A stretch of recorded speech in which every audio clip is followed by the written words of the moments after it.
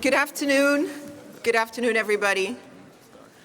Welcome to the Forum on Accessibility Data and the Sustainable Development Goals. My name is Charlotte McLean-Inhlapo, and I'm the Global Advisor for Disability to the World Bank Group. And I feel very honored to be able to moderate this panel.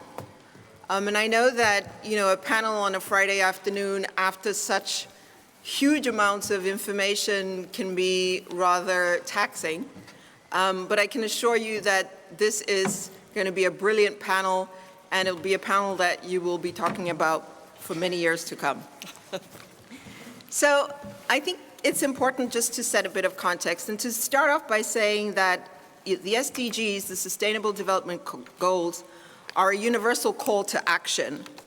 And this call is to end poverty, to protect the planet, and to ensure that people enjoy both peace and prosperity. It's also important to note that the SDGs are designed to balance three dimensions.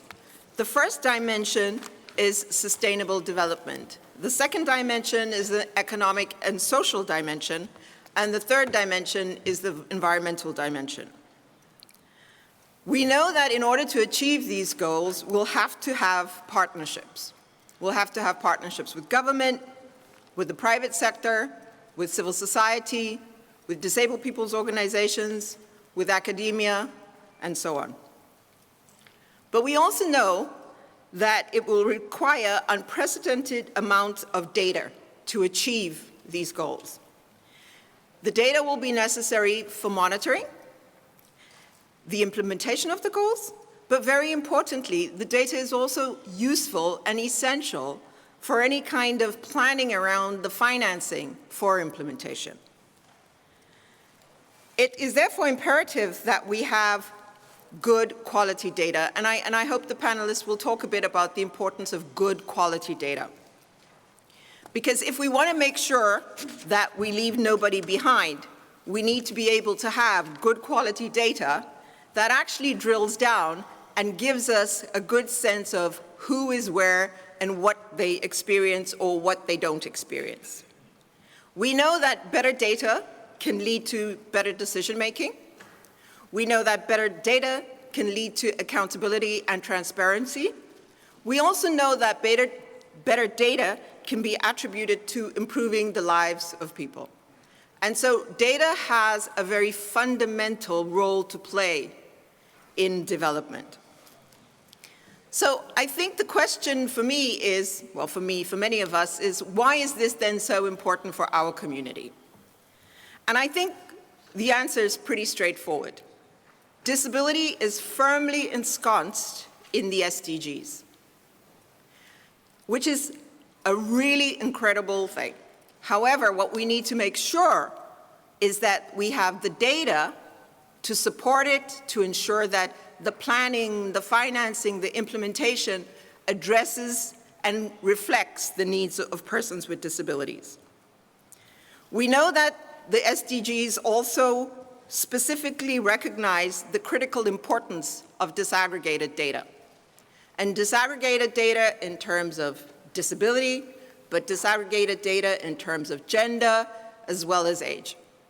And disaggregation is an essential piece of what we need to be thinking about. Globally, we're seeing some interesting trends in terms of data. We're seeing new sources of data, the Open Data Initiative.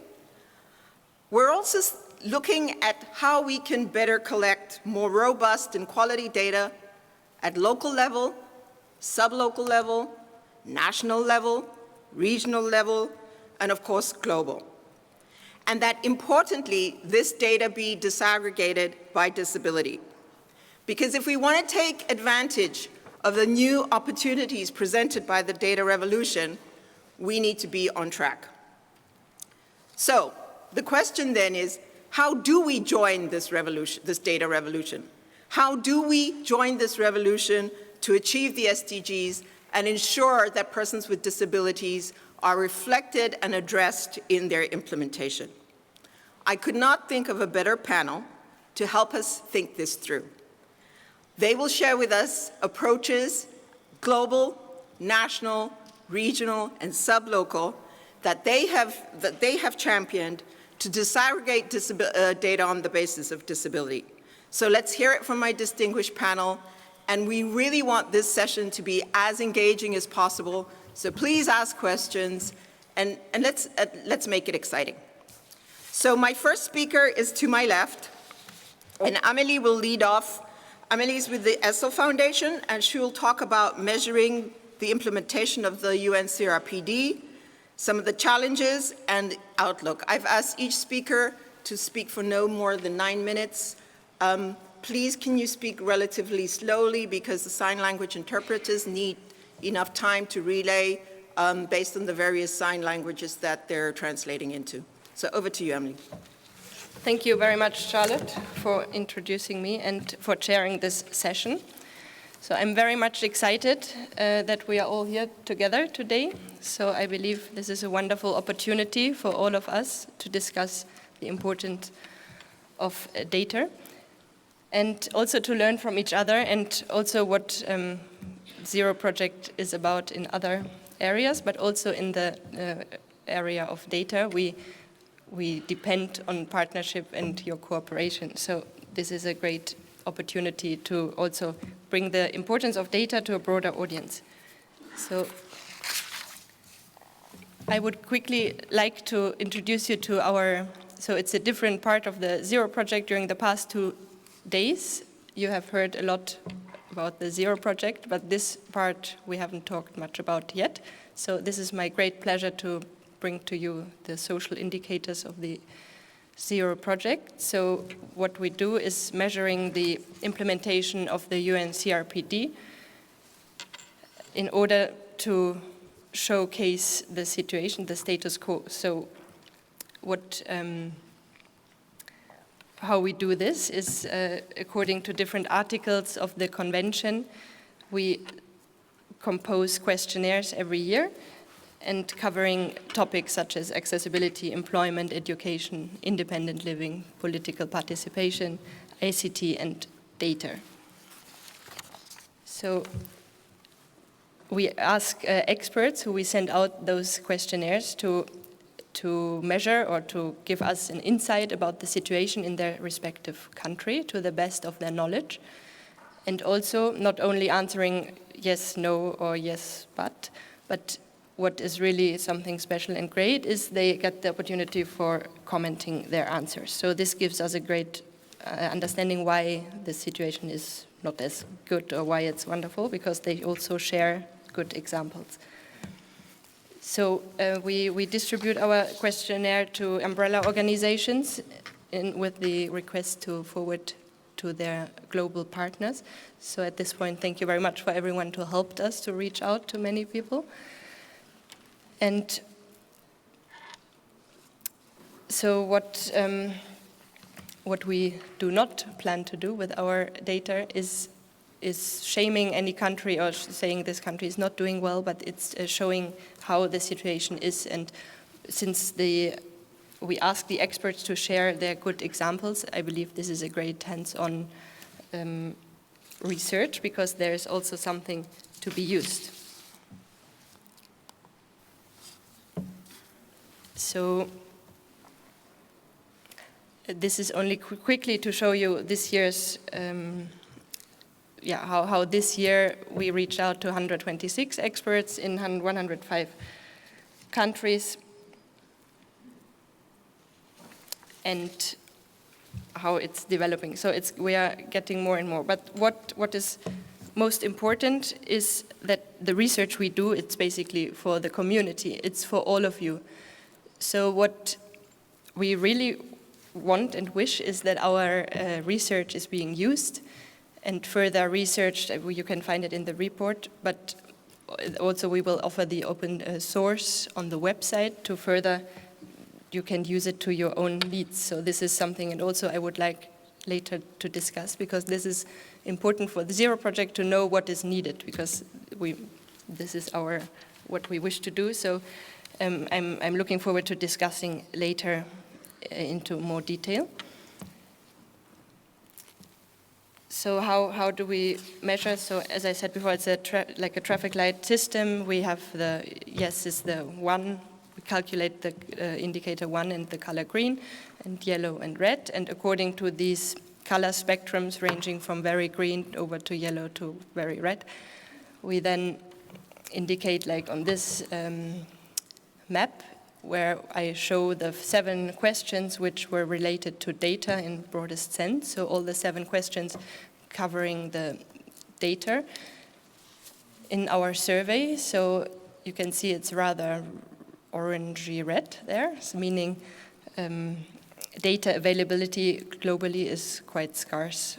This is in different areas, but just to give you a short introduction and to open the rest of the panel, I think this is a good overview. And but we don't only analyze our data according to the world regions, but also, for example, this is only one other group, but so the UNDP Human Development Index.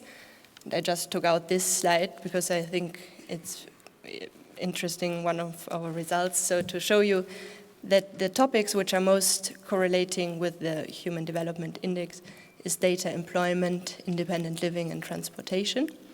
So meaning that the indicator we calculated for the countries from very high developed countries is like generally better than the averages we calculated for the low developed countries in these 4 categories, so also data. So, since last year, we also included the SDG into our survey. So, since this is the most important global happening in the world of data, so we believe Zero Project needs to align more and more with this. So, this year we had 2 questions related to the SDG, and we took the indicators from the advocacy toolkit. So one question, this is the map you can see here, it's about whether there's data available on the ISO standard for public buildings. And as you can see, this is very red, so not very many countries do have data so far, or don't even have like real plans how to get there, to get the data. So what else, apart from the world maps we create, it's something I believe is very important and interesting. It's similar to the rest of the approach of the Zero Project, to share good examples. So the experts are invited to also share what is working really good in their country. So we invite everyone to have a look because, like we discussed during the past days, also in other panels, there were the wish to do something in one country but not knowing where to start. So this is a great starting point to see with which country something is working well and to learn from there and maybe implement or trying to do similar in the own country. And apart from good examples, we identified some issues which were mentioned throughout the questionnaire from different experts. So also this is something helping experts and civil society in their own country to look, is this also a problem in our country? Is the public transportation, for example, not accessible because the bus drivers are not trained well enough, or is there no, I mean, this is something through all the topics, so the monitoring mechanism is not in place. So to sum up, I just would like to invite everyone, like the audience and the panel, and just to think about how Zero Project research with the social indicators in the future can serve the community in a better way or a different way, and how we can further share our findings. Thank you so much. Thank you very much, Amelie. And we'll come back to you with questions on that. I'd like to ask now Carmen Arroyo Desan from the ESPD to speak about the SDGs as opportunities for all sector opportunities. Carmen? Hello, thank you. Good afternoon. Hello, everyone. Let me just put this closer to me. Yeah. So my name is Carmen Arroyo, and I work for EASPD. I will explain you very soon what EASPD stands for. I just want to inform you that after an explanation on the organization I represent here today, I will explain a little bit about the context of this panel. Then I will refer to what we are doing at EASPD, and then I would like to finish with some conclusions. So EASPD stands for the European Association of Service Providers for Persons with Disabilities. We are an European NGO based in Brussels, and our objective is to ensure equal opportunities for people with disabilities through effective and high-quality service systems. We represent 15,000 service providers all around Europe, covering all disabilities. So, what is happening in the context of the SDGs and data disaggregation? Well, the moderator already briefly introduced and confirmed that in the SDGs there is an overarching principle of data disaggregation. And of course, disability is one of the characteristics included in this disaggregation. I think something important to mention is that the SDG target 17 says that the availability of data need to be significantly increased by 2020. Therefore, I think we really need to come with good ideas in this panel if we want to support this objective. So there is also an expert group dealing with the topic. And they said that the challenge is not just disaggregation alone. We need high quality, timely, and disaggregated data for a very broad agenda. So it's clear that after some decades of working in this topic, that some methodologies already exist, but gaps still remain on building the capacity of those that have to gather data, but also on evidence-based research, and this is something our moderator mentioned in the introduction. So there is some recommendations of this group of experts, and they clearly point to the cooperation as one of the solutions. One of the things is that we need to propose strategies for alternative data sources, for instance, citizens-generated data. There is something also to be done regarding the methodologies. And all this knowledge that we are gathering today and in other places, it's supposed to feed some guidelines to be produced by the expert group in a session of the Statistical Commission in March 2019. So I think it's very timely that we can drop up some conclusions to feed this document.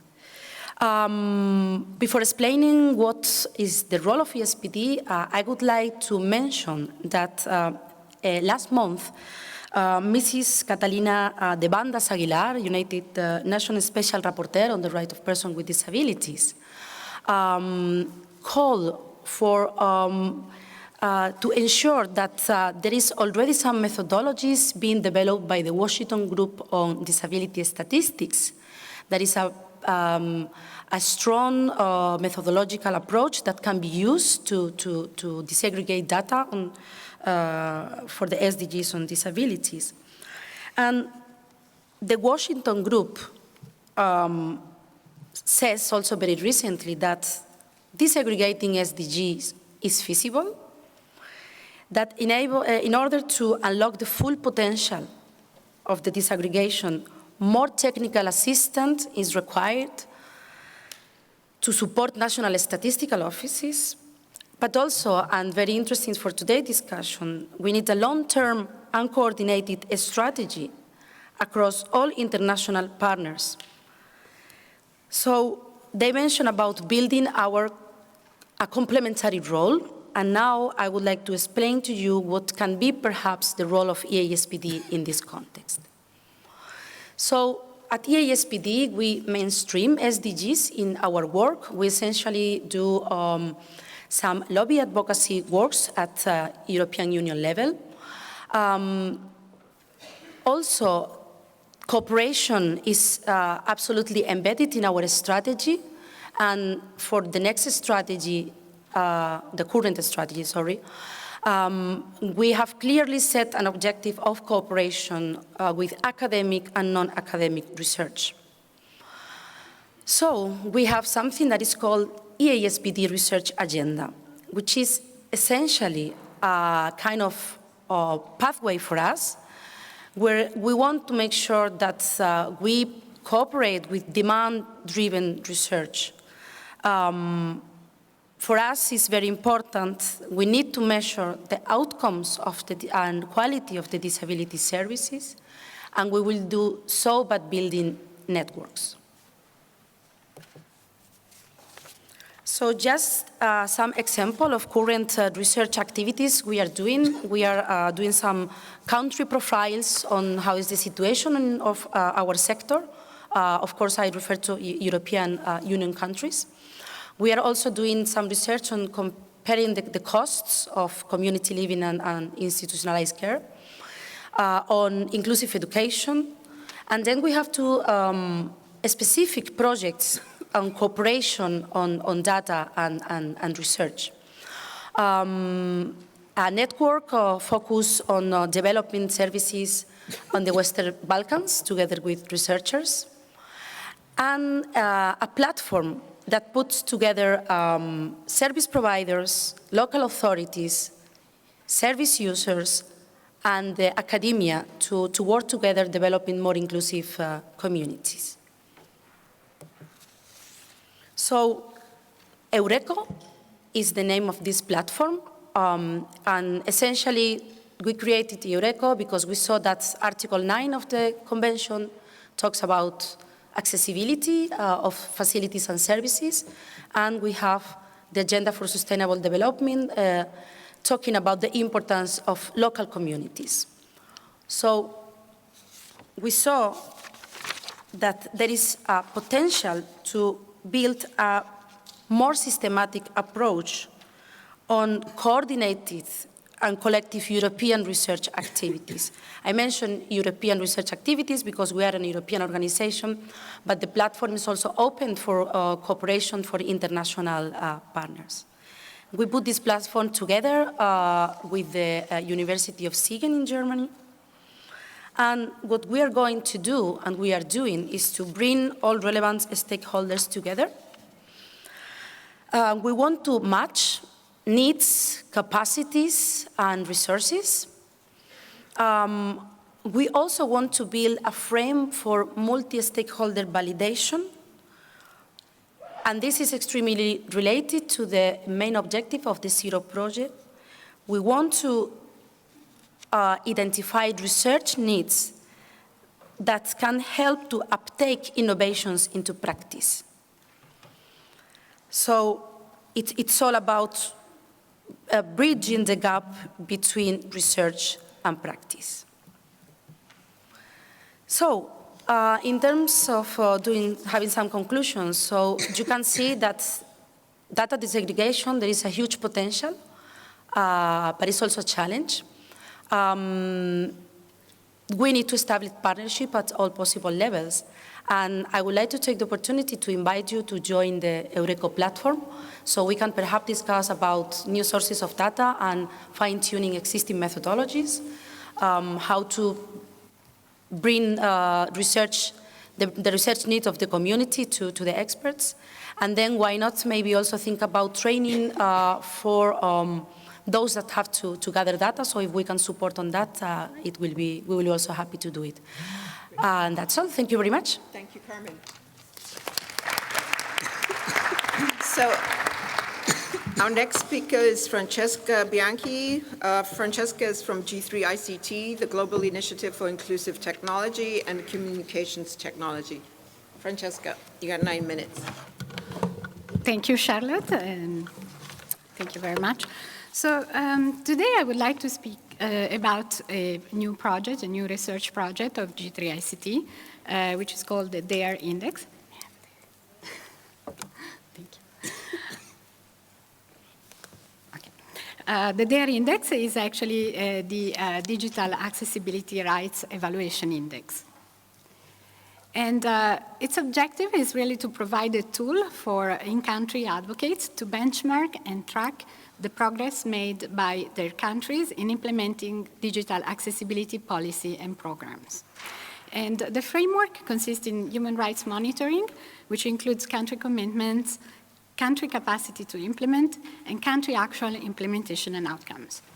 And we have been working in partnerships with Disabled Peoples International and some other regional organizations, and our experts are all advocates, persons with disabilities, researchers, and community leaders that have been identified by this regional organization and other advocacy organizations. So the global outreach is 121 countries surveyed, and 89%, that represents 89% of the world's population. The DARE Index selection of variables, we look at legal and policy foundations as recommended by the ITU G3 ICT Accessibility Model Policy Report, which we have done in collaboration with the ITU. Capacity to implement is evaluated by the presence of key success factors identified through statistical and case studies analysis. And outcomes are measured by degrees consistent with the CRPD notion of progressive implementation. And the variables are aligned with the joint decennial call for action at the United Nations that we did with DPI, Disabled Peoples International, IDA, International Disability Alliance, and G3 ICT in 2016. So the key areas are web accessibility, TV and audiovisual accessibility, mobile communication services accessibility, e-books and digital contents, broadband and accessibility and availability, inclusive ICT for education, enabling ICT for employment, e-government and smart cities for all, enabling assistive technology and ICT for independent living, and procurement of accessible public goods and services. The score, the methodology is simple method to benchmark progress and identify opportunities by indexing 20 key variables for each country. So we assign 5 for country commitments, 5 for country capacity to implement, and 10 for country outcomes. With each of the 20 variables counted for 5 points for a maximum of 100 points for each country. So a detailed country profile, the DARE Index score, will be released by G3 ICT on the website in March. So it's an upcoming research project because we are still validating about 10 countries right now. But this will allow countries to compare their progress with benchmarks and peer results in essential areas. And this is a 7-year work that we have been doing. Like the DARE Index is from this year, but we have done in the past 4 editions of the CRPD progress report in ICT accessibility. So the evaluation scores are from 0 to 5. So 0 is no policy or programs. 1 is policy or program but with no implementation. 2 is policy or programs with minimum implementation. 3 is policy or program with partial implementation. 4 is policy or program with substantial implementation. And 5 is full implementation. So the database will be organized in a country dashboard, which will allow advocates to scan peer groups for references. And we will have on the website all the 121 countries. And here is a sample of what you will find on the website that we are about to launch. For example, Jamaica, you will have availability of country facts, key country facts, and then country laws and regulation, which is a commitment, country capacity to implement, country policy, then there in the score summary, and then other information like country organization involved in disability and accessibility, or news, or publications and reports. And then we will have also an area where you will find global rankings and regional rankings and peer economic development group rankings. This is when you open the commitments, you will find, for example, the variables are, has the country signed the convention, yes or no? So it will get 5 points if it's a yes. CRPD ratification of the CRPD, 5 points over 5. General law protecting the rights of persons with disability. Yes, the country has that, so it's 5. So in this case, Jamaica actually scored 25 on 25 for country commitments. Then, in terms of capacity to implement, we are looking at variables like the government agency. So does the country have a government agency for persons with disability? Yes or no, so 5 points for a yes. Government agency for ICT, yes or no, so 5 points. So, and so on and so forth. So in this case, Jamaica scores 15 over 25. And then finally, we have the policy outcomes that I explained before. So it's web, TV, multimedia, mobile telephony, and so on and so forth. And here you have actually a score, a weight of 50. So Jamaica, in this case, scores 21 over 50. So as a general conclusion, I would like to say this is really a grassroots, crowdsourced, so validated data. So I'm actually following the presentation of my colleague here about partnership and cooperation and alternative data. So this is really a database that is built with advocates, from advocates, by advocates, for advocates. So it allows advocates, we hope, to share their evaluation on a global basis. And the validation process also allows for detection and verification of anomalies. And it will help also, we hope, uncover progress made and success stories from countries, which are, in our survey. It allows also comprehensive analysis that will link variables between commitments, capacity, and outcomes. And we think actually capacity, when there are capacity commitments and capacities, that this bring for a certain outcomes. So the publishing data on the web, we will have a feedback mechanism for allow over time for a greater accuracy and transparency and alignment of evaluations. So this is just my content. I just want to conclude with this, and I hope this is going to be a useful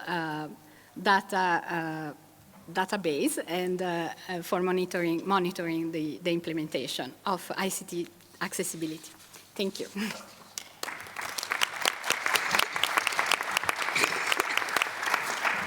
Thank you, Francesca, for sticking to the time.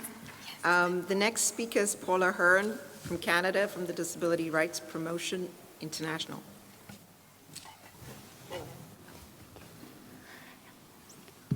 Okay, thank you, Charlotte.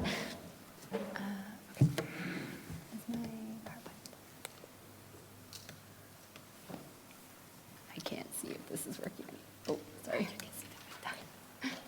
Perfect. Thank you. Okay. So thank you very much. I'm so intrigued and interested of what's being said on this panel. So I want to spend some time today just introducing you briefly to the Disability Rights Promotion International monitoring mechanism and methodology, and also our indicators that have been recently created that can specifically be used towards monitoring and indicators for the SDGs. So first, before I go much further, I think it's really important to recognize that that when we're trying to understand what poverty means, what disadvantage means, what exclusion means. We really need to listen and understand how people with disabilities who experience these, how they define it and what it means to them. And that will help us create indicators and understand what to monitor so that their situations can improve. So generally, our principles are reflected around the following. First, people with disabilities are the center of our work, and the organizations of people with disabilities are actually doing the work using the methodology that we are providing them with. We are focusing on cross-disability, and the purpose of this is to break down silos that are typically built around the medical model of disability and medicalization of disability. So we are cross-disability and working with all people with disabilities. We encourage capacity building and sustainability so that people with disabilities can be the ones who are monitoring their own human rights. And human rights principles are at the center of our work. So we want to make sure that inclusion, participation, non-discrimination, autonomy, all these principles are at the center so that we can fully understand if human rights and disability rights are being met. The reports that are done by people with disabilities are evidence-based, and I'll tell you a bit more about that in terms of our monitoring. So this is our monitoring methodology. We have 3 areas for monitoring. First, we monitor the individual experience, and this is understanding how people with disabilities, what they experience on a daily basis. And we do this by doing interviews, focus groups. Then we look at the systemic, the system, and we look at laws, policies, programs in a country. And then we also monitor societal attitudes and how media specifically reflects and articulates societal attitudes. So we have a number of tools that are used to collect this data. These tools include guides, a systemic template, and then media monitoring mechanisms. All of this is available online, including an online training, which I have the links at the end of my presentation. Anyone is free to use it and access it. So, this methodology has been used in 5 continents over the last 10 years. And from this methodology, data has been collected and reports have been written. And recently, we published and designed some indicators. And these are built around the Convention on the Rights of People with Disabilities, but can be applied to the SDGs and other international mechanisms. And the point of the indicators are to see if state actions are actually working towards implementation. So the indicators are informed by people with disabilities. Their voices, their experiences are what told us what to actually take note of and what could be an indicator. The indicators measure progressive realization. So this is ensuring that baselines are being measured. So is the mechanism actually being integrated and implemented in the country? And if the SDGs are to be fully realized, it's important that we keep the disability rights, human rights in mind. I'm just going to give you 2 quick examples of how we've used the indicators along with the SDG indicators. But first, I just want to read a quote that someone told us about their experience with education. They said, There have been several times where I have applied for continuing education courses at a fairly advanced level and have been told by the educational center that they cannot offer these courses to a blind person. And these experiences of discrimination are what we want to capture and monitor. They might not get into school, but why not? And what's happening? So we've taken, this slide just shows how we've taken the DRPI indicators related to specifically to education, matched with the SDG indicator goal around education. So just for example, the SDG indicator indicates looking at portions of schools with access to computers, adapted infrastructure, materials for students with disabilities. And what we are trying to do with our indicators are taking it a step further related to disability. So we want to put these in addition to the basic SDG indicators. For example, looking at budget allocation for education materials in alternative formats, which teaching assistants are available, assistive devices. All these different pieces can actually contribute to understanding the full picture beyond a student in the classroom. But are they fully participating? Are they fully engaged? Do they have autonomy in their education? And also looking at things like sign language interpreters. This really gives us access to knowing how communication's going and if people are fully able to be included in school. And then I just want to give you one quick example around employment. First, I just want to tell you about this man who's in the photo here. It's a photo of a man sitting in an adapted chair at a workstation in India. He's working on a lowered assembly line. And he told us that it wasn't about employment, about getting an income, but it was actually about the respect he gained. His respect from his family, and he was no longer being disrespected, and that was a huge thing for him around his rights being met.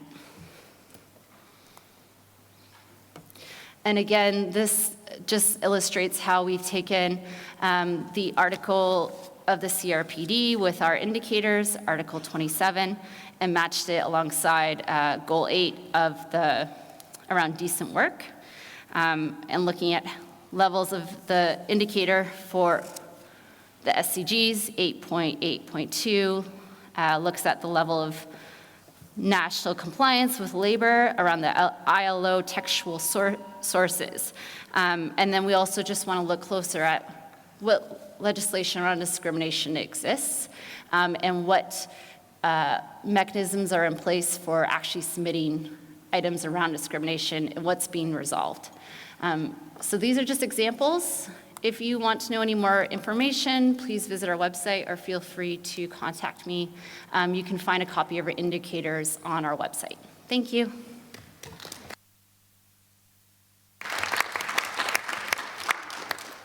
Thank you very much, Paula. I thought what we'd do right now is turn to the audience, see if there are any questions, any comments. I have a general kind of sense based on the 4 very different presentations from very different organizations. What struck me was that they certainly all talked about having multi-stakeholder validation. They all use different sources or have different data sources. There's a variation of tools and methodologies that are used based on each one of the organizations. They've taken very different approaches to the collection of data.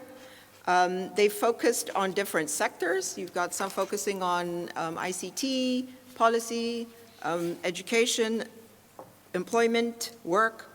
But what also struck me was that there were a lot of commonalities, at least there were certainly a lot of similarities, in that they were grounded in the principles of the CRPD and definitely could and can be used for disability disaggregated data in terms of the implementation of the SDGs.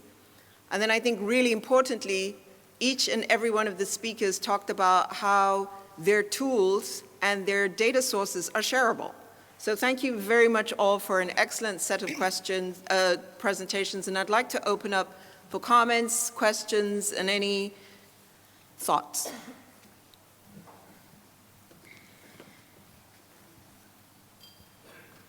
Yes.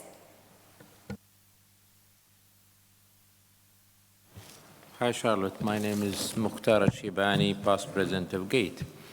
My question to the 3GICT representative, did you develop a toolkit for accessible cities? I mean, as a result of the big survey that is being done by 3GICT? Thank you. Francesca, yes. I think that's to you. Yes. In a way, that comes from the previous research, the CRPD progress report that identified data, but actually smart cities, it's new to the DARE index. So no, in reality, the initiative comes before the DARE index. The Smart Cities initiative that we have, G3ICT is developing. So, but comes from the need to look at the reality of smart cities in general, but it doesn't come because actually smart cities was included for the first time in this new set of their index. So. There's a hand over there, go for it. Yes, ma'am. Hello, I'm Birendra Raj Pokhrel. I'm from Nepal. So I would also like to contribute and have some queries about the monitoring indicators of DRPI. I have been privileged to carry out human rights monitoring project under DRPI when I was the chairperson of the National Federation of the Disabled Nepal. So that time we were privileged to implement this project and monitoring. Right now, as you mentioned, the Sustainable Development Goals and the disability targets. So what are the criteria that you are supporting for the developing countries where the development agendas are not being implemented? So would you please tell something about how these indicators can be implemented under DRPI projects? Paula? Hello, it's good to hear from you and see you. So, good question. What we're trying to do is our indicators are, we're starting to connect them with the SDGs. I think the indicators especially can be places where we can look where there's the gaps. And that's where we can start thinking about, okay, the government may say that they're trying to implement a new law or a new development initiative, but it's not working because people with disabilities have indicated that they're still experiencing a lack of employment, discrimination, and that's where both our monitoring, which was done so well in Nepal, can start to uncover those areas of understanding why it's not working and start to feed into consultations with governments around how they can actually bring about improvements. So when SDGs are being implemented at the national level, there's anticipation they're having civil society consultation, and data that's being collected can be held against indicators to show where those gaps are. Hopefully that helps. That makes sense. Okay, thank you. One last question from the floor, and then we'll come back to the panel, and then we'll come back to the floor again. Please. Hello. I'm from Macedonia, and I would like to ask Ms. Carmen, what kind of services do you develop in the Western Balkans? And do you offer help for DPOs who would like to develop their own services? Thank you. Yes, thank you very much for your question. We support our member organizations in developing any kind of services for any kind of disabilities. So our members are mainly service providers, but of course also we are in partnership with DPOs from the region. This particular project is about establishing a network in the Western Balkans to develop services in a co-produced way. So, well, I think maybe we can talk later and I can explain you more about what my organization can do for this. Thank you. Excellent. So thank you very much for that. So we're going to start my far right with Marta Stickings from the EU Agency for Fundamental Rights. Marta? Thank you very much. It's a pleasure to be back here at the Zero Project Conference.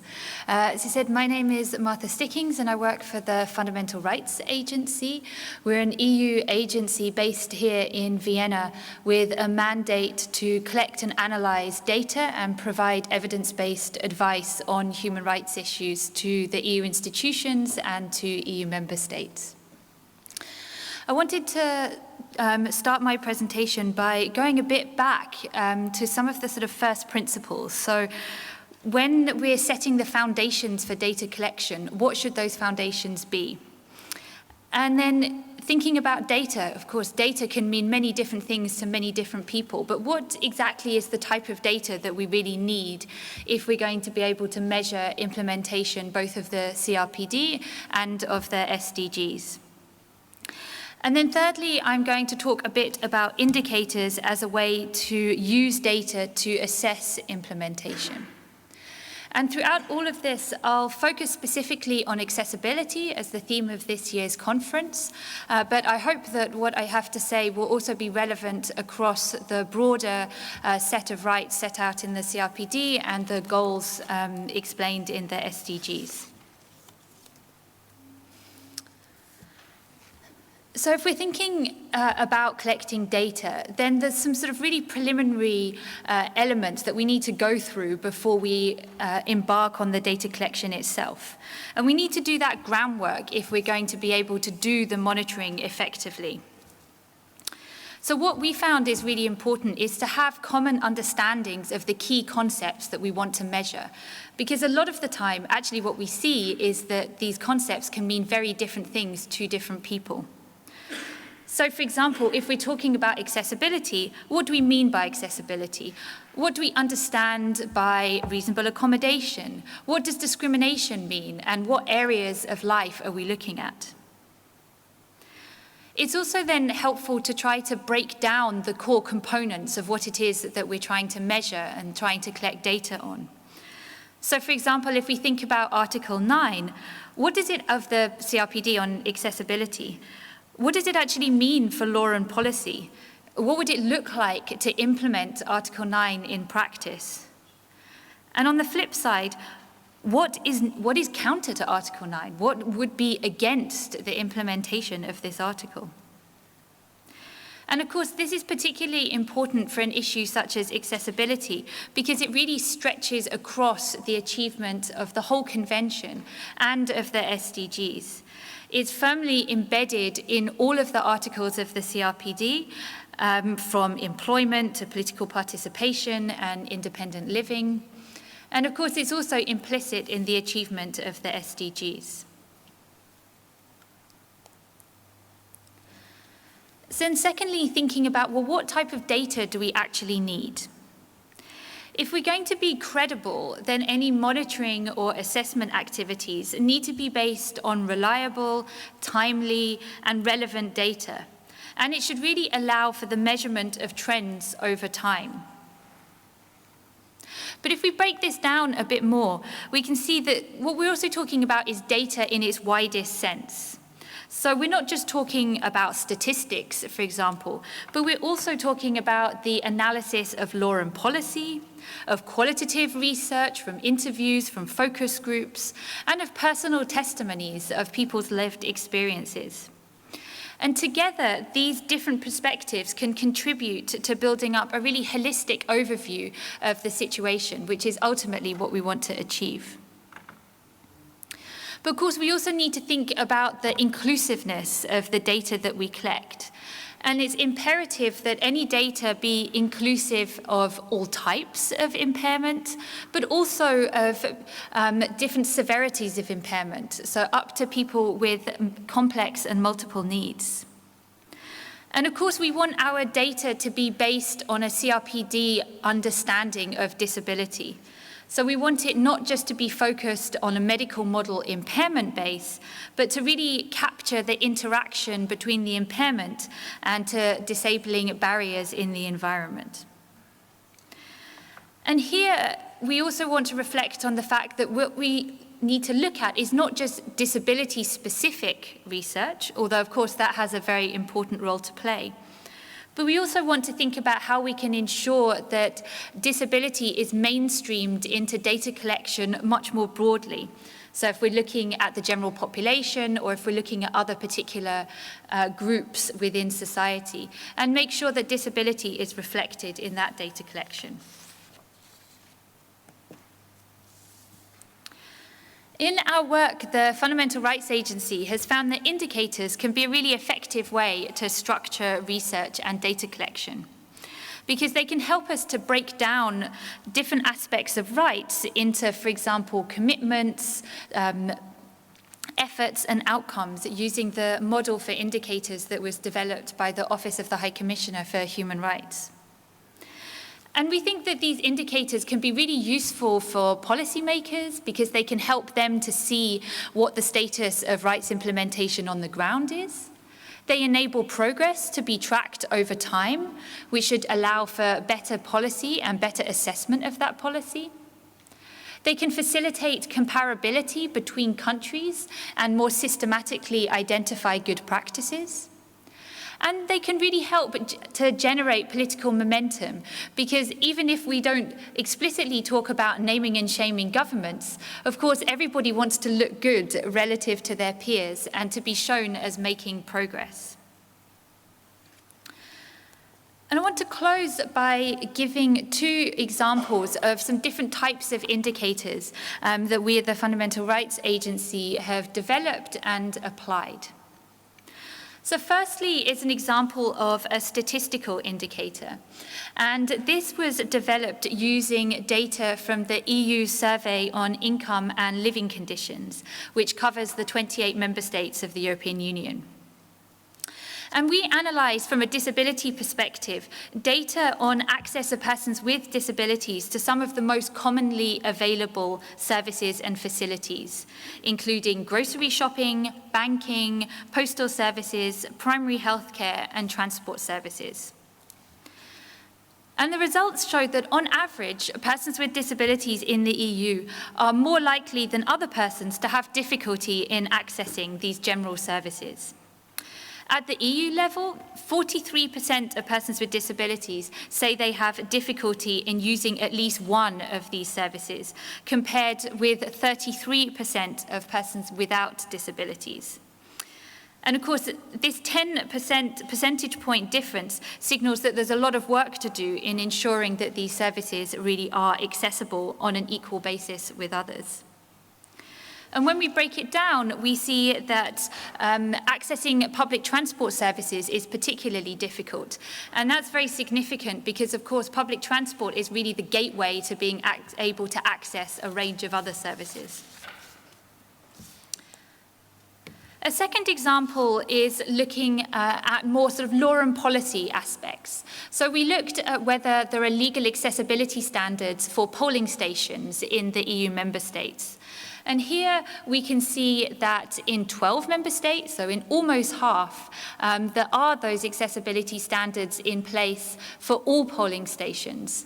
But for 5, there are no such legal obligations.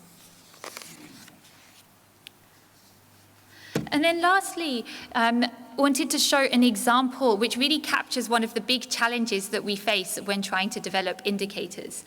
And that's really the lack of data that's available. So we tried to populate an indicator that would be looking at how many polling stations are accessible for persons with disabilities. But in practice, That's just not possible. So in the end, what our indicator looks at is whether there is official data available. And here we can see that there is in 13 member states, but that in 11 member states, so getting on for half again, there was no data that we could identify that would enable us to get a sense of how many polling stations are accessible. So to conclude, I can just reflect on some of the challenges that we see when we try to collect and use data to be able to assess implementation of the CRPD. We see that some people with disabilities, particularly those in institutions and those with complex needs, are excluded from data. We see that there's a lack of disaggregation according to impairment type, and there's also a lack of comparability both within countries and between countries. This is often because we lack the standards and guidelines for measuring accessibility and to ensure that we're really trying to measure the same thing when we are capturing the situation. And finally, particularly with relation to accessibility, is the difference between measuring the availability of a service in theory and its actual accessibility in practice.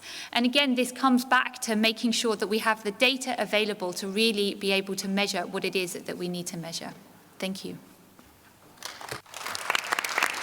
Thank you, Martha. Our next speaker is going to be Orna Khalif Tamir from the Municipal Accessibility Index.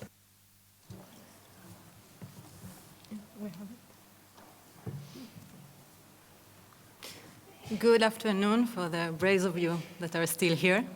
I would like to share with you today a special index we created in Israel and have been using for the last few years in order to measure the quality of life of people with disabilities in Israel. It's a shared initiative of the Ruderman Family Foundation and the Ted Harrison Foundation, both of which act in Israel and abroad in many ways to uphold the rights of people with disabilities. In this project, they join forces in order to measure the everyday life of people with disabilities in Israel. In this project, we have three main goals. Firstly, putting the issue of inclusion on the table. Secondly, getting the general public be aware of the everyday challenges of people with disabilities and helping them take an active role in promoting their rights. And finally, to encourage local authorities to make city services more accessible. So how do we do it? First, we measure, then we communicate our results, and finally, we're motivating local authorities to take action. What exactly is the index? The index is a tool created with two leading institutions, academic institutions in Israel, that measures three aspects of city life: the level of experienced accessibility by people with disabilities, the sense of social involvement, and the public attitudes towards people with disabilities. What is special about our project? As I said, it measures few aspects of city life: physical, psychological, emotional, and social. We use various methods and big data to get authentic feedback from the general public, both with and without disabilities. And because we've been measuring the index for the last few years, we can compare data and monitor changes over time. So to have a real picture of life on the ground for people with disabilities, we set up a real team of people with disabilities. You can see them here. They experienced several city services, like taking a bus, going to the local pool, or going to the theater. At the end of the day, they ranked the ease of using those facilities from their point of view. We also asked them to check out online services like registering a child for school or paying taxes. And again, they rated the accessibility of those services. It was another, this psychological data gave us another piece of the puzzle that makes up our index. not only did we measure the physical, we also measured the emotional. We interviewed 600 people with disabilities over Israel, and we asked them questions like, how lonely do you feel on a scale from 1 to 6? How often do you get out? And so on. For the last section, the public attitudes, we used internet surveys. We questioned more than 3,000 people without disabilities, and we asked them how they feel about people with disabilities. As our data show, we have a lot of work to do in terms of how the general public perceive the people with disabilities. After we collected all our data and analyzed it, this is our end product. We can show authorities which cities are the best and the worst for people with disabilities in Israel to live in. I'll be glad to show you some of our online activities. This is our website. Although it's in Hebrew, I would like to show you a short click.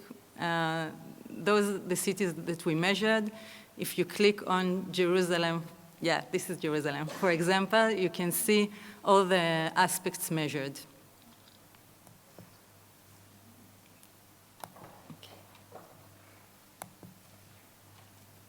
Okay, after we getting all the data, we want to get the message out to the general public and to decision makers. To get the information to them, we publish our results every year at the beginning of December on the International Day of Persons with Disabilities. At the past 2 years, we had big headlines in leading newspapers. We appeared on TV and radio to discuss the implications of our research. After that,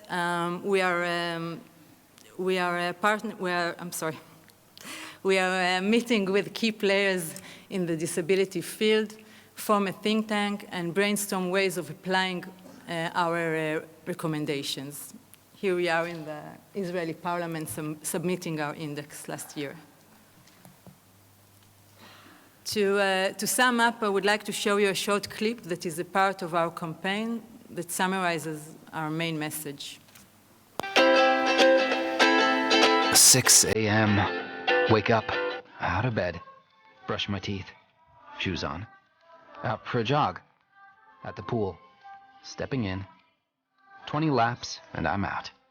Shower, get dressed, check the time, I'm late. On the bus, next to this girl, kinda cute. Got her number. At the office, invited her to see a play tonight. She's online, typing. It's a date. Meet Tammy and Joe at the park. What should I wear to the theater? I'm lucky to have friends. Get dressed, I'm out. We're at the theater. My imagination is running wild. Could she be the one? Marriage, a home, a dog, a kid, another one. Sound familiar? For 20% of the population, it's a different story. Accessibility doesn't start with regulations. It starts with you.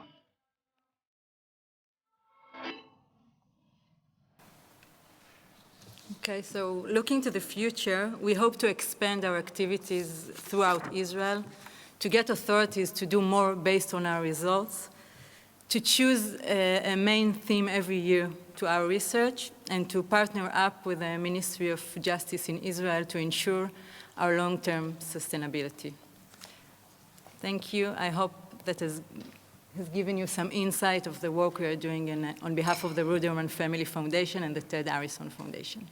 Thank you. Thank you, Orna.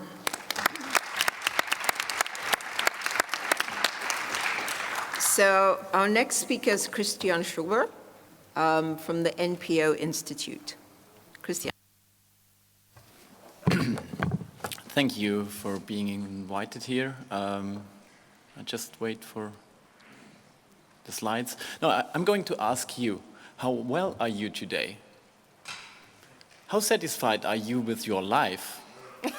Do you really want to? Yes, I would like to have an answer. Okay, great or not that great? Okay, well,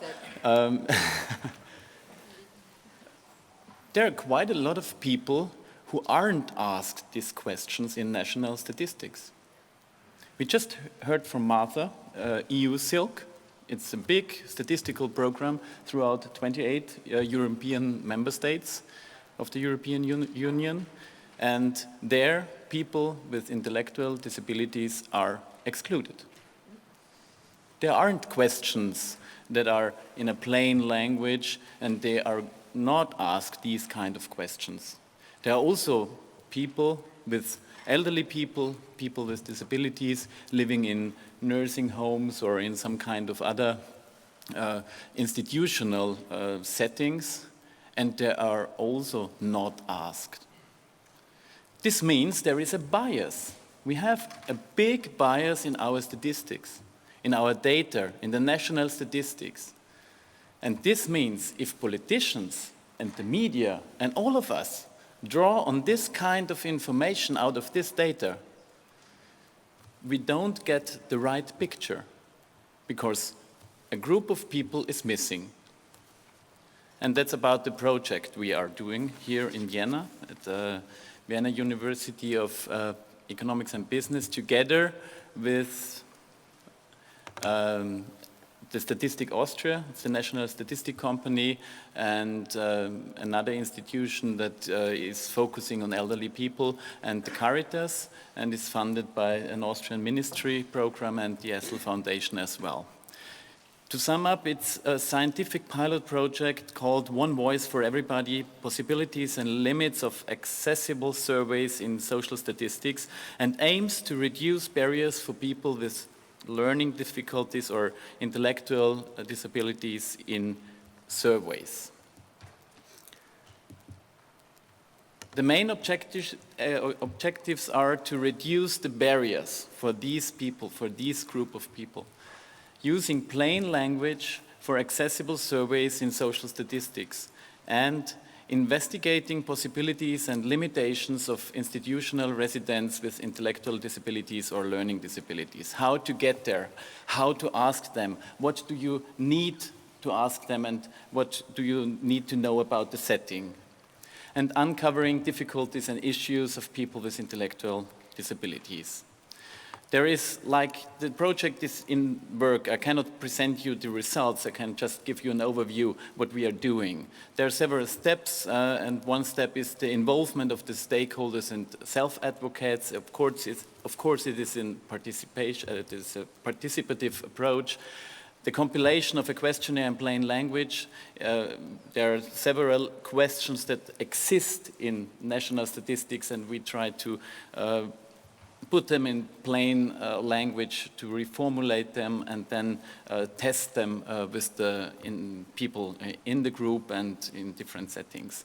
Feedback protocols regarding the survey instruments, a conception, design and conduct for accessible surveys, and at the end, recommendations and guidelines for accessible surveys in social statistics. 6 people with intellectual disabilities or learning difficulties are involved as experts in this process, in this research project. It's according to citizen science. And they also serve as a review group, but also take the role of a researcher themselves. And they go and do peer interviews, and it was really an exciting moment for me and for all of the projects, how happy, how excited these people were that they were in the role of an interviewer and not of a disabled person. And they also are going to present parts of the study in the end. One example or 2 examples I brought with me, what kind of problems you are confronted with in working or in this project. A simple question, please state your sex, male, female. That's not easy for a lot of people that have intellectual disabilities. The learning was, for example, it may be necessary to further explain the meaning of sex, of gender. What is it? Because they don't know, or some of them didn't. The proposal is to reduce the complexity in asking directly, for instance, are you a woman or are you a man? I have to say here, now we are doing this in German, and it's for the German-speaking countries. Now, I tried to translate it in English. It's a bit difficult, but I think you get the information. A second one is, do you have any long-standing illness or long-standing health problem? By long-standing, I mean, and so on. The learning is the interviewees do not differentiate between sickness and disability. It's a problem for them. They say, I feel well, I'm okay. But this kind of question indicates for national statistics whether people are disabled or not. And the proposal we have is splitting the question into two: have been sick for a long time, or are you disabled? Some current results the questionnaires you use should refrain from having too many answering options. They ought to avoid long sentences and complex terms, okay, plain language. They should not contain too many problem-oriented questions. This may lead to negative feelings and refusal of the whole questionnaire. The problem is quite a lot of questions are problem-oriented in national statistics. They should be related to the respondent living environment. That's the most important thing for the group, and consists of pictures, photos, pictograms, and the like, and scales in order to establish common understanding. Considering the situation during the survey, some interviewees want to take a walk through the survey for better concentration. It's important for national statistic interviewers to know that it could be a setting for face-to-face interviews.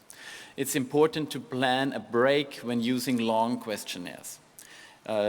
Preliminary discussion may increase confidence of respondents.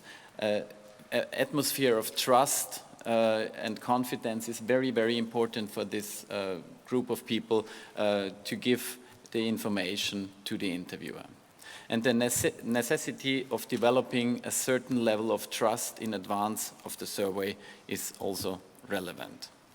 Thank you very much. Thank you very much, Christian.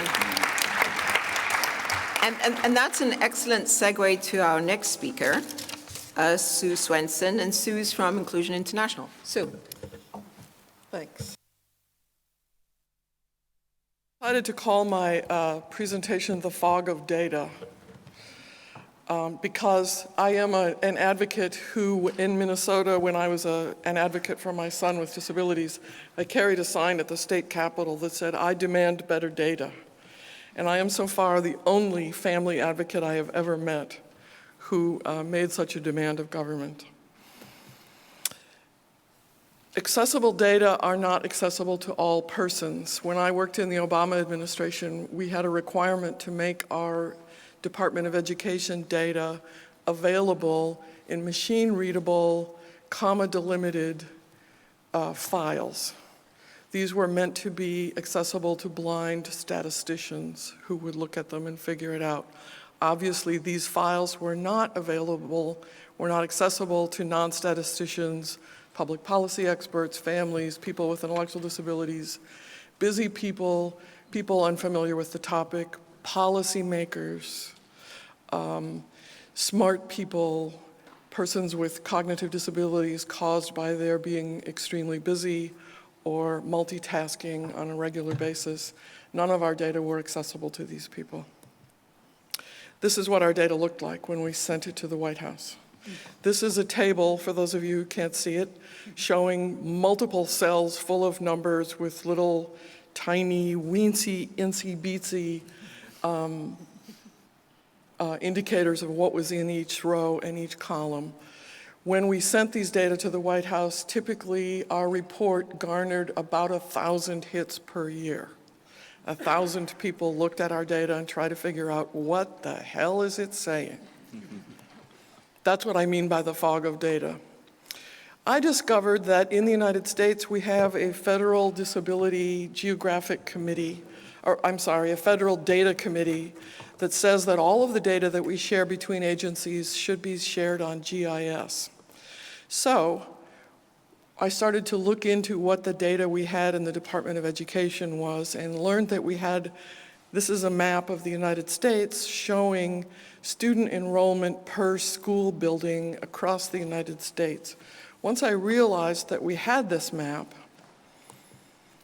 I went, and it took 2 years, but we combined several data sets, the data set of school buildings with the data set of children with disabilities, with the data set of civil rights infractions against children who were excluded from school by either being expelled or suspended. So we wanted to know how many kids with disabilities have been kicked out of school.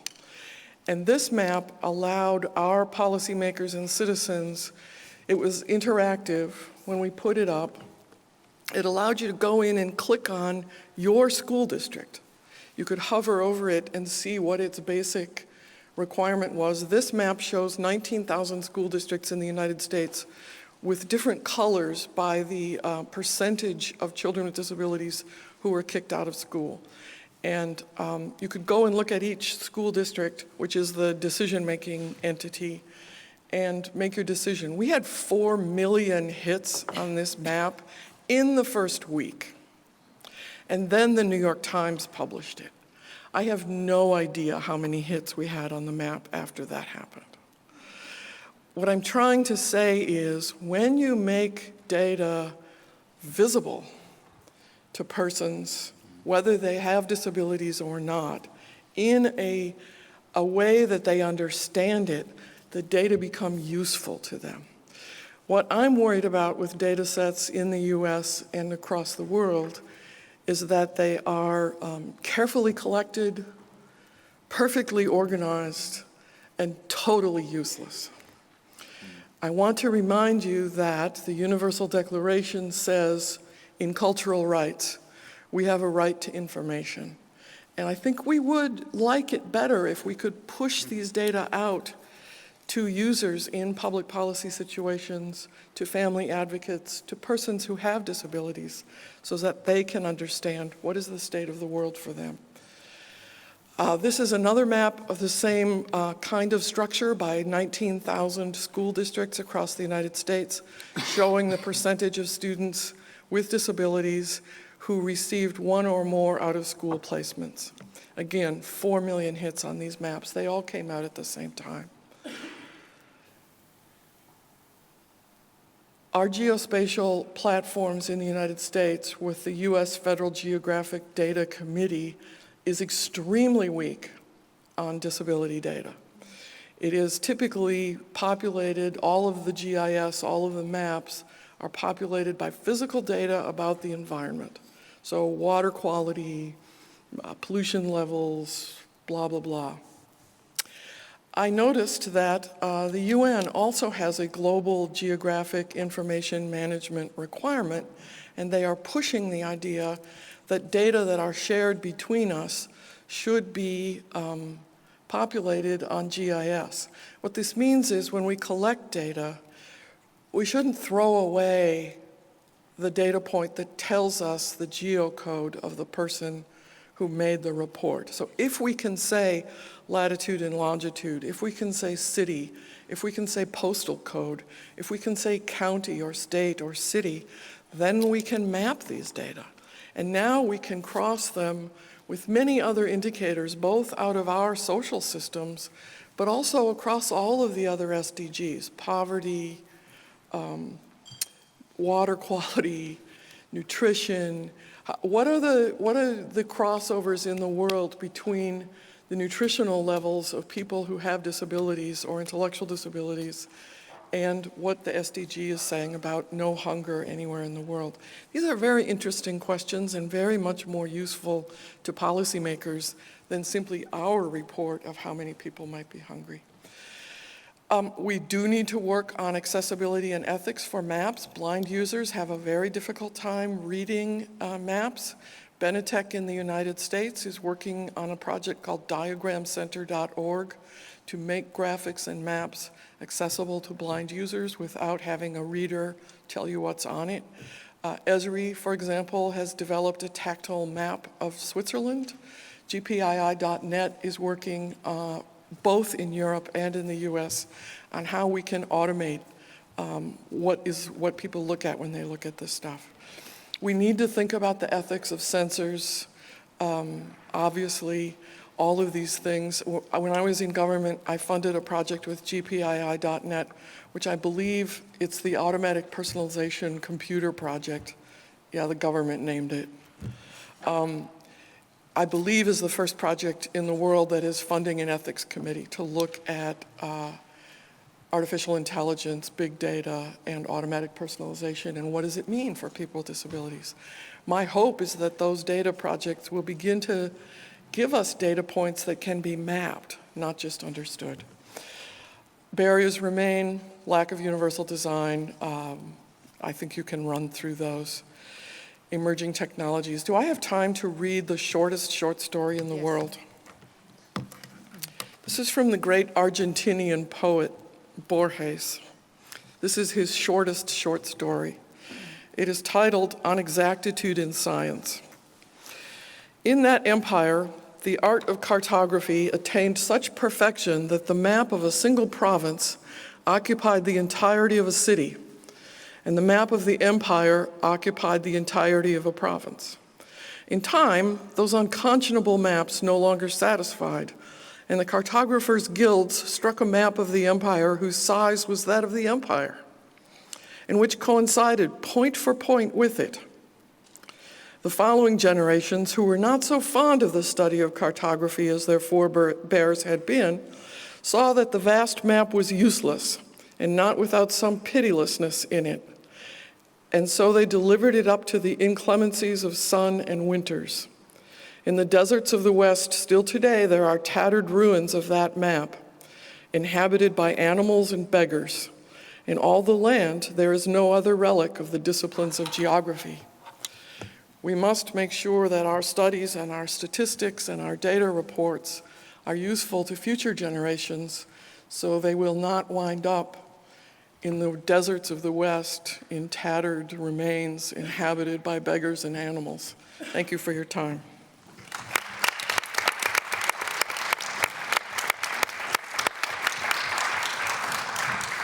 Thank you to all the panelists. I think, ladies and gentlemen, you'll agree with me that this has been an excellent panel.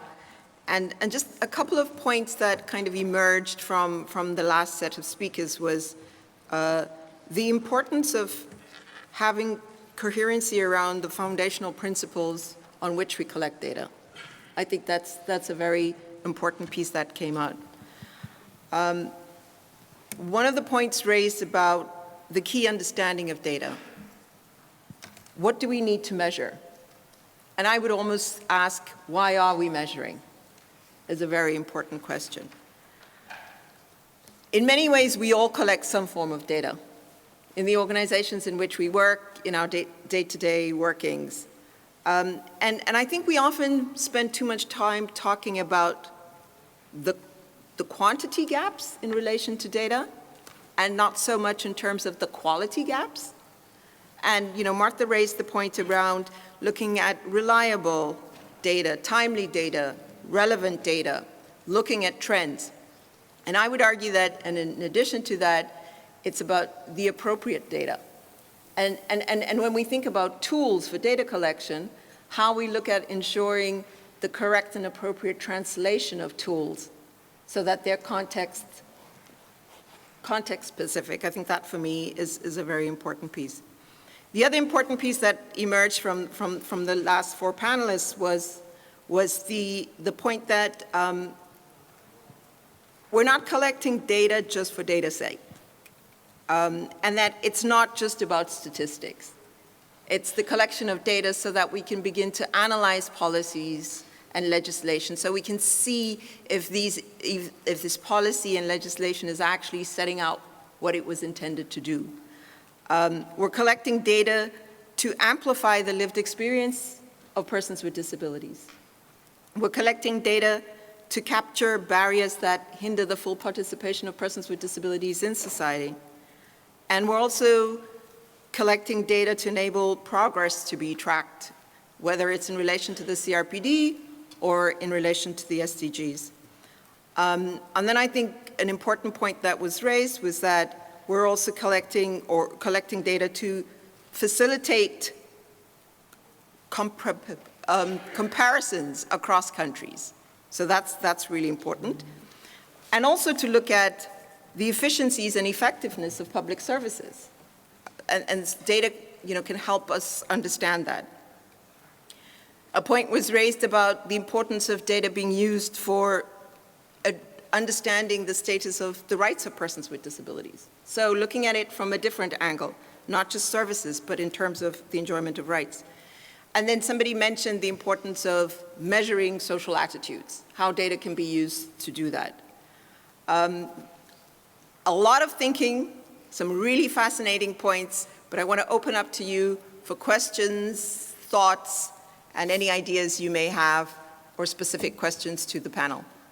Oh, wonderful, lots of hands. Can we please get a mic right second desk in the front?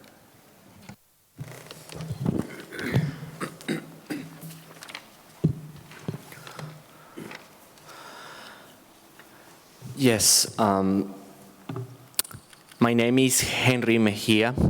I'm a deaf from Colombia. And I want to ask for a clarification and also to do a question, to make a question. I saw the different presentation and I saw the Mr. Svensson exposition, and it took me. It's really clear that the accessibility barrier for the deaf persons are an idiomatic barrier because of the sign language. Most of the governments and the social civility don't know about the idiomatic barrier for the deaf persons. Governments thinks that the accessibility it's only on the buildings, but we need to work together in order for you to support us. Because in Latin America, the government need to pay to fund for the interpretation services for the deaf people. But they always said, no, it's too expensive. But here, in this panel, in this exposition, imagine you are all from different countries and all with different languages. You need an interpreter if you do know English. So we do have two challenges with the deaf community. The first one is to achieve the traduction of the SDGs through the sign language, and also the CRPD, because the deaf people do not know about the SDGs. Me, as a deaf person, I feel like a foreigner in my homeland because of the language. And for the deaf people in Latin America, there is only a 10% of the deaf people who is bilingual, who knows the country sign language and also knows the Spanish. So the SDGs and the CRPD are not understandable for the deaf persons. So we need you to help us in order to translate them. And the second thing is to improve the training for the interpreters.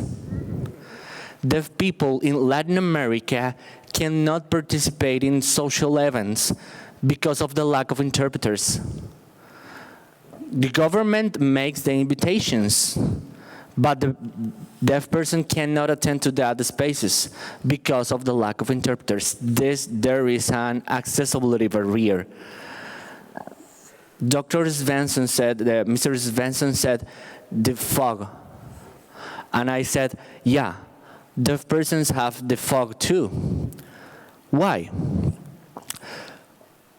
We live in a constantly fog. Government said deaf persons are included in the educational systems, but only 1% of that deaf persons in the system, educational system, has the interpretation services. They are just sitting in their chairs. They do not have the education through the sign language or through the interpreters. And then when they graduate, excuse me, they do not know nothing. They was only sitting in the chair. This is my question and my advice for you to work together. And lastly, I wanted to say that the United Nations has approved the 23rd of September as an International Day for Sign Languages. So please support us in this great work about the turn down the accessibility barriers for the deaf persons. And excuse me for extend my intervention. Okay, thank you. I'm going to take another question before I ask the panel to respond. There was somebody else. Yes. Thank you, Charlotte. I'm Amanda Gibbard from South Africa. I've found your presentations really helpful and useful, and I hope to visit all of your websites to see what you can help us with when we're doing data collection on accessible public transport. Your countries give guidance and financial support to developing countries. You're collecting or looking at data collection on social inclusion. In what way are your countries connecting the kind of information that you're collecting to the financial indicators for spending money? In my experience, there's a gap between financial indicators for spending money and the social indicators for collecting impact. And I am really concerned about this because it encourages wasteful expenditure and it causes the very lack of inclusion that your data is then trying to look at how you're wanting to see improvements on social inclusion. And it's a big problem for us because we all run around, not knowing what to do about it. And I would really like to see you lobbying your own financial institutions, and Charlotte knows that I'm pointing this question to her as well, for the World Bank and the South Africa, the DBSA, the development banks, and all sorts of other banks. I'm not even sure what they would be. But if you don't ask for this data collection through those financial institutions, we find it very difficult to respond because we fight with each other. So there's some of us that are working on social issues and some of us that are working on financial issues. So if you do have that system in place, I would really like to hear about it. Thank you. Great, thanks, Amanda. Anybody else? Yes, can you please keep it short? Chris, right there. Yeah. Oh, two more. Thank you, Charlotte. I'm Raul Montiel from Paraguay, and I thank you all for your presentations. When we talk about SDGs, data, and indicators, we do it because we want to improve the quality of life of people with disabilities. And I want to ask you about one indicator. Cooperation agencies fund development projects in developing countries. And they hire contractors for do that, and in the contract they establish some indicators that the contractors must achieve in order to get paid. One of the indicators is always that at least 50% of the beneficiaries must be women, because everybody knows that half of the population are women. So, but also everybody knows that 15% of the population are persons with disabilities. And in the poorest section of the society, the percentage is even higher. So my question for everybody is, what should we do to convince the cooperation agencies to start using a mandatory indicator for their contractors that will establish, for example, a mandatory 15% of beneficiaries with disabilities? Thank you. Thank you, Raul. One last question, and then I really have to go to the panel. Yes, my name's Christopher Lee. I'm from the States. And my question, I believe, is directed at Sue. You talked a lot about K-12 data collection from a federal level. I have some concerns around higher education. I know in the States, not just in the States, actually globally, looking at accommodations and tracking them to retention and graduation rates within higher ed, as well as ICT campus accessibility. From what I can tell, these are not being tracked in the U.S. or internationally from a federal or a larger level. And I just wondered if you could shed any light on if you know of anything that's happening in this area. Great, thanks, Christopher. So, Sue, I'm going to ask you to respond to both Christopher and Henry's questions. I'll respond to Amanda's question, and then I'll ask the panel to think about their last words. And then, of course, we want to hand over to Petra, who's going to close with her incredible work. I wish I were that smart. Let me just try. So Raul, you meant Raul, right? Yeah. Okay. So I think that's a really important point, and to the extent that we have data that continue to show 15% or more in areas of poverty, that's part of the responsibility to loop in to the funders to make sure that we're making this key point that people with disabilities must be included in project work and must be included as on the proposal side. Not sort of, oh, later we'll see how many people with disabilities benefited, but when someone proposes to some of these funders, they should be saying, our design is intended to reach 15% beneficiaries who have disabilities. I think that's a really good point of how data are used, and I think the responsibility is with a lot of us in the room to make that advocacy with funding groups. And Christopher, I don't know of a data set that measures higher education outcomes, in particular for people with disabilities, because as you know, that's 504, so it's a civil rights law. There is no data collection as what we have in IDEA K-12. There might be some 18 to 21 under IDEA, but that would be persons with more significant intellectual disabilities in higher education settings. And so I think it would be a very small data collection. But that's something you could take to the Office on Higher Education, at least in the federal government, and look at it. Another way to think about that is fiscal effort. So we have some fiscal effort data sets in developmental disabilities in the United States. Some of them are 40 years old, and we can show how much money, since the government spends money on community living for people with developmental disabilities, how much is institutional and how much is community-based. That's a really good thing to measure. It's how many dollars do people put behind something. And I don't know if it would be possible to construct that same kind of study longitudinally in the question that you're asking. Great, thanks, Sue. So Amanda, a short answer to your question is that we're very far from being there yet. And I mean, what we're doing right now is trying to ensure that we're able to get primary data, baseline data into the systematic country diagnostics. So we're not at the stage where we're linking that data to financial indicators. But it's obviously what we would like to do, and obviously something that we want to work towards. My battle right now is to make sure that we're getting in the diagnostics that we do on a particular country, data on disability, disaggregated data on disability. Increasingly, the bank is collecting that data. We're collecting that data using various tools like the LSMS and various other survey tools.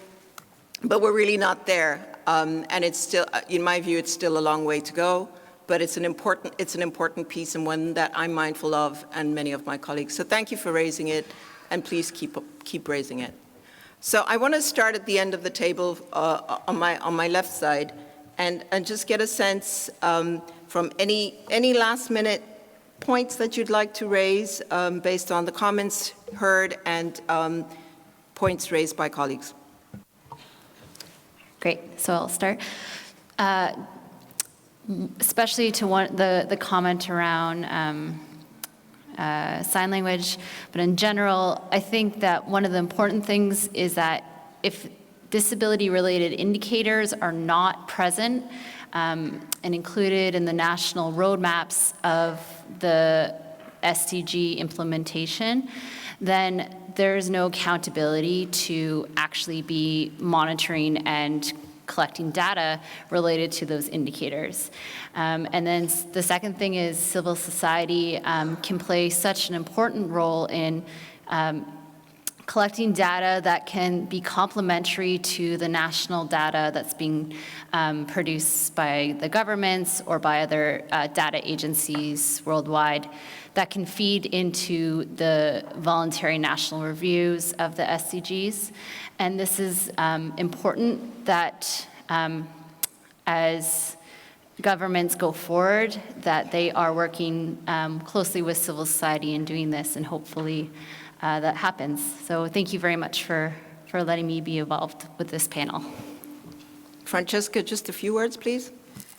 Yes, well, as a G3ICT, as a contribution that we give with this DARE index, it's actually, as I said earlier, is a database that is built with civil society by advocates for advocates. So I hope that this can be, but at the same time offer some robust, I think, quality data, which will be validated also through this grassroots and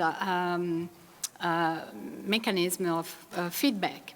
So we hope that this will help assess the level of maturity of countries in promoting in our particular domain ICT accessibility, and to spot also opportunities to fill gaps. So this is our contribution, and it's a practical tool, and we have to start from somewhere. So, so thank you. Carmen? Yes, for EASPD it will be very interesting to know how all these kind of initiatives can be put together, maybe to compare data, to combine several sets of data. So because there is many things outside, and I think much more a comprehensive framework to work all together should be done if we want to have the good picture. Yeah. Also, for a Zero project, the cooperation with all the panelists and everyone else would be wonderful, and also making the data available and inclusive for everyone and accessible. So this is something we are working on. So.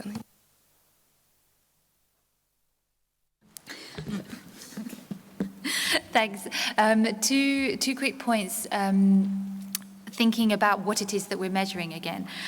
Firstly is that we've heard a lot about indicators, about indexes, but just to flag the risk of focusing on measuring the quantity of outcomes and leaving out the quality of outcomes, and bringing in that qualitative element about how people's lives are better or worse or different is extremely important. And tied to that, coming back to the question of finances, is that we talk a lot about what the cost of doing something is. And it's also useful to think sometimes about what the cost of not doing that thing is. And to think about the wider cost elements, that cost is not just a financial calculation. Again, it's a quality of life calculation. It's a human rights outcome calculation. And so cost can be thought of holistically. I think the most important about data is getting it to the public and to the decision makers. And I think this will be our success, not to just discuss it in professional meetings like this, but bringing it to the general public. Yeah, I think good data starts with good questions. And when we talk about quality of life as an outcome, we need to ask people for their quality of life. And if we exclude some of them, then we won't get the right answers for politicians to build on it. Therefore, I think it's important to include them and to ask the right questions. So think about what works where, think about not just what works, think about how you can use these data to try to drive the change that we're looking for in the SDGs, not only just report on where we are now, but what should we do next. And remember that countries are not average. So there's no such thing as a country average of how they're doing on the SDGs. There will be places of misery and there will be places of tremendous outcome and achievement, and it's important for us to know what those places are, because if the places of misery are the places where the poor people live all around the world, and we're only hearing in surveys from the middle class and upper class and educated persons, we have a serious problem with the underpinnings of our data. And I think maps help us to do that. If I can help anybody make contacts on maps, please just send me an email and I'll be happy to do that. So now to come forward and share with us her impressions based on the discussion had this afternoon. Thank you. Everybody in the room, except people who are using sign language and the ones back there in the technical department, please close your eyes, just for a second. Now, by show of hands, who can tell me what SDG stands for? By show of hands. Okay, now everybody open your eyes and take a look. That's what we're here for, ladies and gentlemen. That's what this wonderful panel came here for, to tell us about. They came here to tell us about sustainable development goals, and most of you raised their hands, you knew what it was about, but some of you didn't, and it doesn't matter, because I'm sure you understood the message. And the message was that we are all here at this conference, but all of us are probably doing our work out there to make sure that we increase the quality of life for people with disabilities. And how do we know if we're doing it well? Well, we need something to measure it with, and that's what we heard about. We heard about social development goals and related data that makes us able to measure if we're accomplishing anything. Just quickly, we heard about numbers that have to be collected and communicated on a global level, on a transnational or international level, on a continental level, on a national level, on a municipality level. We heard some very good examples here, and even based down to the individual level. So we want to find out how do people live everywhere and see if they are improving their quality of life. We heard a lot about tools and how to do it and what's important to get through this fog of data, to remove barriers so that our human rights, especially the right for information, but all the others, for accessibility, for employment, for access to ITC, and so on, are being taken care of. And again, one of the key success factors I heard about is to involve the people who we are talking about, or who we are working with, or who we actually are. So become a voice for those people, for all of us actually, but especially for people who need more support to drive change, maybe into a revolution, that's what you said right in the beginning, for social development so that we live in a better world without barriers. Thank you very much. I don't think we could have asked for a better summary. Thank you so much.